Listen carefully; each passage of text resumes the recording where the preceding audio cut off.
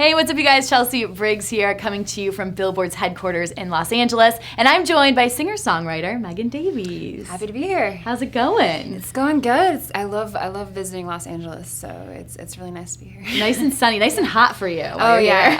I think it's very hot in Nashville too. But this is like the perfect heat. You guys always have the perfect weather. Do you go hiking when you come here? Because I feel like that's I always tell people to go hiking. I try to. Last trip I was here, I did like the Griffith Park thing, and it was amazing. I mean, yeah, you guys have a really cool city. Well, I'm really excited to talk to you about your EP, Bad Poetry, which comes out in about a week now. Yeah. How does that feel? I can't believe it. I just looked at the calendar and realized that. I've been saying the date over and over, and I just realized it's like a week away, and I'm so pumped. So it's July 28th, which we're going to talk about it, but I first kind of want to rewind back a little bit. Tell me how you sort of got started in music.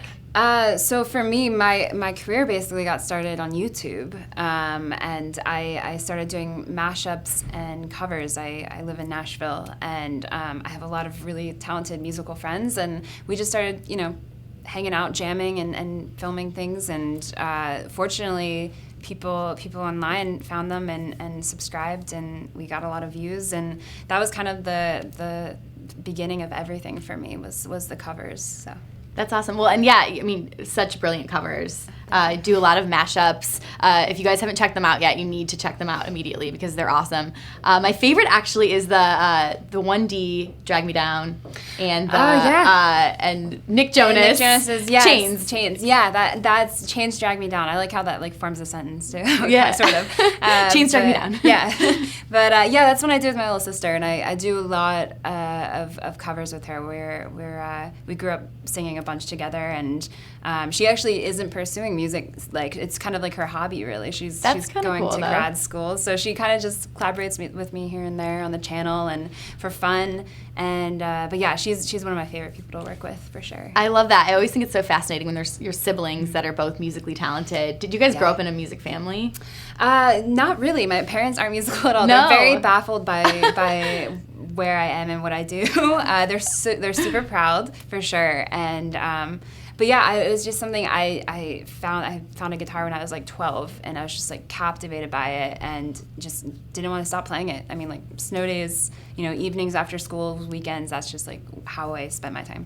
Well, and I feel like there's so many covers on YouTube, but what you do really an awesome job at is doing these mashups. So kind of talk about the production with that, and how do you sort of figure out what songs to put together? Yeah, totally. So I produce everything on my channel, and do a lot of the arrangement depending on who I'm working with, what friend, I'll it starts with just sort of jamming out on the guitars and figuring out something cool. I do a lot of acoustic-based covers, and it's just something I picked up. I've always loved like recording and video and all that sort of creative stuff, and it takes a few days to arrange things. Days, many hours, not much sleep. We were bonding before about how we both don't really sleep that much because we do it all. Basically, when I can be kind of a control freak with those types of things. So, but I also, it's mostly just because I love doing it so much. So, I'd rather be working than sleeping some days. I love that. And which is your favorite cover? Do you have a favorite cover or mashup?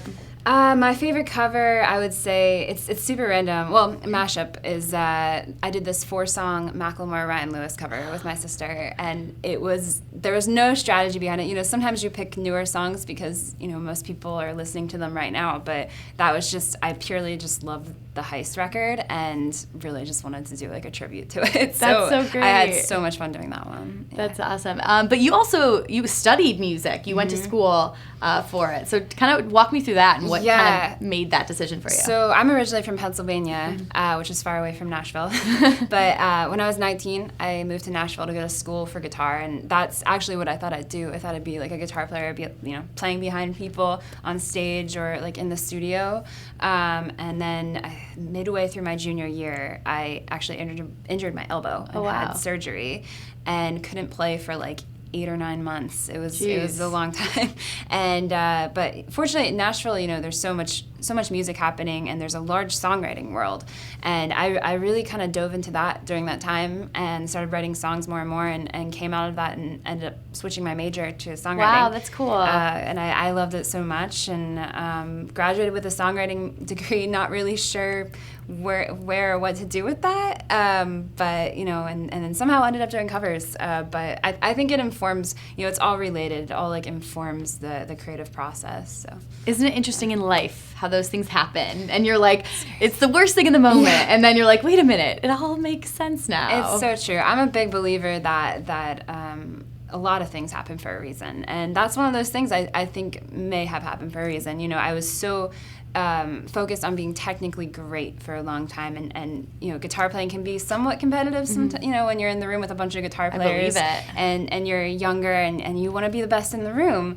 And I think when I, you know, wasn't able to play and almost lost, like, the ability to play, it gave me just a whole new perspective on what music is and how grateful I am to play it. And I really, after I recovered from that, I really wasn't concerned at all with being the best guitar player in the room. I was just more concerned with connecting with people emotionally, and just, like, music as just a craft. And I love that. Yeah. That's really cool. I feel like for me, when I went to school and studied, like, journalism, it was really after school that I learned the most. So for you, but what was maybe the most important thing you learned going to school for music? Because a lot of musicians don't do that. Right. I mean, you learn a lot. It's absorbing a lot of information for sure. I mean, I think, you know, just surrounding yourself, like anything, I definitely believe in the 10,000 hour rule. So yes. Just, like, playing. Malcolm Gladwell. Yeah, right? Just playing a lot, and also just being introduced to so many different worlds. You know, I got into classical guitar a lot, and I don't play too much anymore, but it's really influenced, like, my right hand and my finger style, and just different, you know, just introductions into different types of music that you never would have, you know, been introduced to otherwise. That's awesome. Well, let's talk about Bad Poetry. Yeah. Your EP, which comes out July 28th. We're so excited. How do you define bad poetry? So for me, bad poetry is just, it's a term that was kind of representative of me overcoming my fear to, like, release my own words. And I think, you know, as I was building up this audience for covers, I was really nervous, honestly, to release my own songs. It's weird. I'm pretty okay with taking criticism on covers. Like, if people don't like my covers, I'm like, well, whatever. But there was something very scary about the fact that I could release my own words and my own music, and people might not get it. And vulnerability. I mean, it's like you're putting it all out there. It's very personal. Yeah. And I waited a while, and honestly, what changed was I started touring a lot more, both in the U.S. and I did a tour in Europe last fall, and people who had never heard the songs before and who had only heard my covers, maybe, you know, I played them, my originals, live, and they were so supportive, and it was just sort of over time that I was like, you know what, like, this needs to happen. This is the right time, the right evolution, and so that's bad poetry. Sort of, kind of coming to this realization that, like, also, like, who cares if all I'm doing is writing bad poetry? Because this might just be bad poetry. Yeah. But yeah, that's sort of, you know, the title just kind of takes away the power from, you know, potential critiques, I guess. I love that. That's great. You're like, I don't care if you don't like it, but I hope you like it, but you will like it. Yeah, basically. Talk to me about sort of putting it together. Is a lot of the songs, have you had them for a while, been sitting on them, or did it all sort of, are they brand new for the EP, or how did that? I would say the oldest one was Walk Away, the third one that I played in the live stream, but kind of like in the past 2 years they've been written. I wrote a lot of songs, and we narrowed them down to 5 of you know, that kind of tell us, like, you know, first of all, that are the most honest to me, but also just kind of showcase where I am, like, mentally right now. I think like the 4th track is, you know, this song called Blind Fools that I wrote with 2 friends of mine during the election, and we were just, you know, just kind of feeling unsettled about the whole world at the time, and it's just, you know, I think they're kind of like bookend, you know, where I'm at right now in my life. So I think that's how we narrowed them down. I love that. I read your caption that it was about the election when you did that. Did you sit down knowing you were going to write it about the election, or did it sort of just happen? That's just what we were talking about, and we were so, like, fired up by it. And honestly, I didn't want it to be, though, like, any, like, sort of propaganda for any party or anything. It was really just about the emotion that I was feeling about the whole thing, because I like to keep politics and music separate, at least now. I mean, but that's how I feel. And so it was just about the motion of just feeling like out of control of like the world, and wanting to change that. So yeah. I really love Black and White, the track on the EP. And there's a music video for it, which you guys can go watch. There's actually music videos for all the songs that are on the EP on your YouTube channel, which is? It's Megan Davies 711 on YouTube. But yeah, we did acoustic videos for all the songs first, and that's kind of where the song started. They all started on my acoustic guitar, so it felt right to release those before everything else. But Black and White, I love it because it's so relatable. I was like listening to it, and it's about basically being in your 20s and kind of seeing your friends get married and see sort of everyone kind of go through the motions, and then talk about that a little bit. Totally. I mean, that's true. Like, all my friends have been getting married the past 2 years, and I've chosen, at least, for me, like a different sort of path, and I focused, a lot on just playing music and building that for myself, and as a result, I'm not really exactly where I thought I should be, or necessarily where you're told you should be, but I'm still strangely okay with that, and that's the theme of a few of the songs. But for Black and White in particular, it's just kind of becoming an adult, but not necessarily feeling like an adult, and just still having like these where parts of you where you're in different places, and just trying to understand that and be okay with it. Life's confusing, Yes, very confusing. But it's good that you have music as a therapy. I love very that. True. Yeah, I save a lot of money that way. And then I can listen to it, and then that'll be my therapy or anyone else's. Totally. Yes. Yeah. What do you hope fans take away from listening to the music that you're going to put out there? For me, I just love when people come up and say, this is how I feel too. And that's honestly what made it a whole lot less scary to release, when people are like, oh my gosh, I feel that way all the time, or that I feel like I'm not technically an adult, or things like that. So for me, I just hope people connect with it and understand it, and and like it.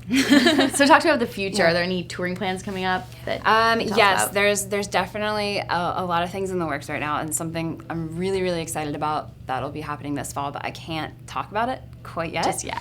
But it'll definitely be the biggest touring thing I've ever done. So cool. So stay tuned for that. Yes. And what are you going to do to celebrate when your album Bad Poetry drops on July 28th? I didn't even think about that. I've just been like oh gosh, what should I do?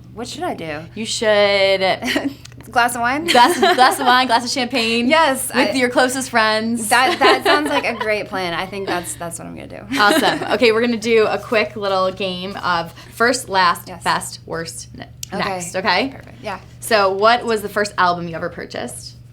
Hanson, maybe? Oh, nice. I don't know the name. Yeah, the MMMBop album. Was it called the MMMBop album? Actually, I don't know. Actually, but MMMBop was a good song. The one that had MMMBop on it. Okay. I think that was my first album. Okay. And then, when was the last time you felt proud of yourself?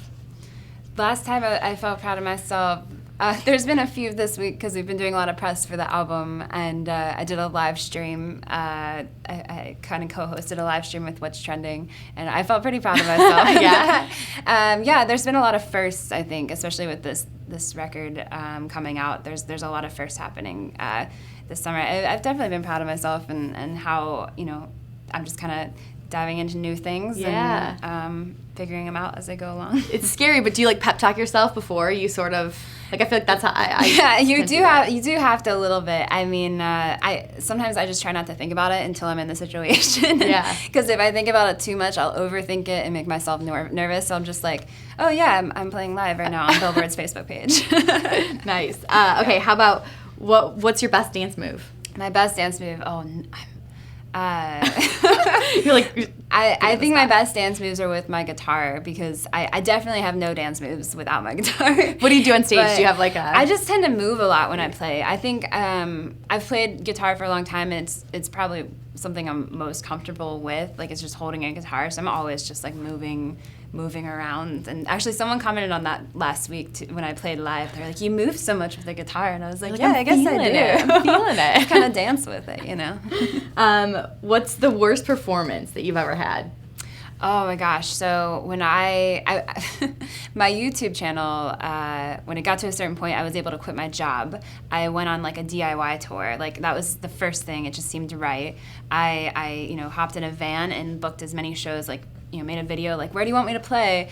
And I played this like kind of frat party in Virginia. And Sounds interesting. It was very interesting, and we played in like a basement, and there's like a keg. I was gonna say, were there like keg stands, beer pong? What was that like? That was basically it. There was a beer pong and a keg, and it was like an unfinished basement. And I promoted it on Facebook, not really knowing what it would be. So a lot of other people that were not college students showed up. So it was very interesting. But I think everyone had a good time. Did they get into it? Yeah, you just like accept it. Like they're all happy. They're all good. This is the situation. We're just gonna have a good night, I guess. But you probably did great. So it wasn't a bad performance. It was just bad and awkward situation. I think it went okay. It could have gone a lot worse, I guess. But yeah, it was unexpected to say the least. But there was a few shows on that tour that were similarly like unvetted. So it was kind of like I had no idea what I was getting into. That's great. I love that answer. And what is the next thing on your bucket list that you want to accomplish? Oh gosh, my bucket list. I mean, I love touring so much, and there's a lot of places I would love to go. Brazil is one of my top ones, and like the Philippines, and I'd love to go to Australia. Yes. So really, I'm just kind of like trying to just go to all these places and play shows. Awesome, girl. Well, you're going to go there. I'm excited for your EP. We all are. Tell everyone where they can follow you. So you can follow me at Megan Davies 711 on YouTube and Megan A. Davies on Twitter and Instagram. Awesome. Thanks for being here. Thanks for having me. And have fun. See ya. Bye, guys. Bye.